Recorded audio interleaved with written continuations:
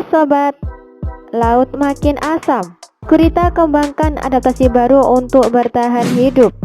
Kian hari tingkat karbon dioksida yang dilepaskan di atmosfer terus mengalami kenaikan.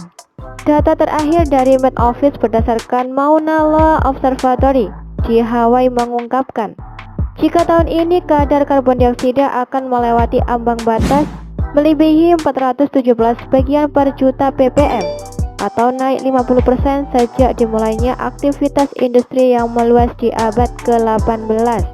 Dengan makin naiknya tingkat karbon dioksida membawa sejumlah efek merusak lainnya, seperti meningkatkan keasaman laut. Hal tersebut berarti makin banyak pula makhluk hidup di laut yang terdampak. Tapi dari sekian makhluk laut, tampaknya gurita telah mengembangkan kemampuan beradaptasinya terhadap lingkungan yang berubah dengan cepat. Salah satunya adalah keasaman laut. Namun dalam sebuah studi baru, sekelompok Octopus rubescens, spesies gurita yang umum ditemui di pantai barat Amerika Utara, mampu menyesuaikan tingkat metabolisme rutin RMR selama beberapa minggu.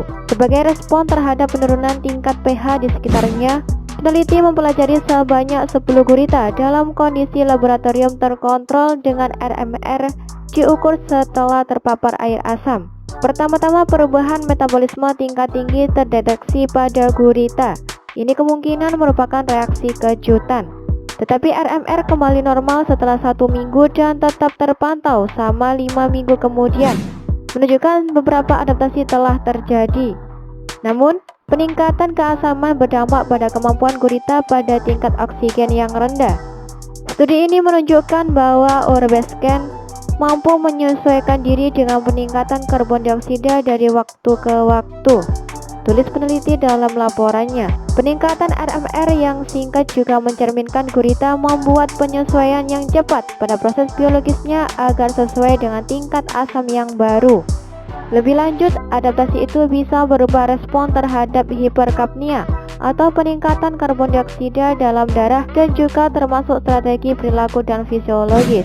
Studi yang telah dipublikasikan di Physiological and Biochemical Zoology ini merupakan yang pertama dilakukan untuk melihat perubahan jangka pendek 1 minggu dan jangka panjang 5 minggu sebagai respon terhadap pengasaman laut. Meski begitu, bukan berarti temuan ini membuat kita tak melakukan apapun dengan krisis iklim yang terjadi saat ini. Gurita mungkin dapat menyesuaikan diri dengan pengasaman laut dalam jangka pendek, tetapi efek yang bertambah di kemudian hari akan menjadi tantangan fisiologis bagi spesies ini. Terima kasih sudah menonton video ini, kasih pendapat kalian di bawah ya.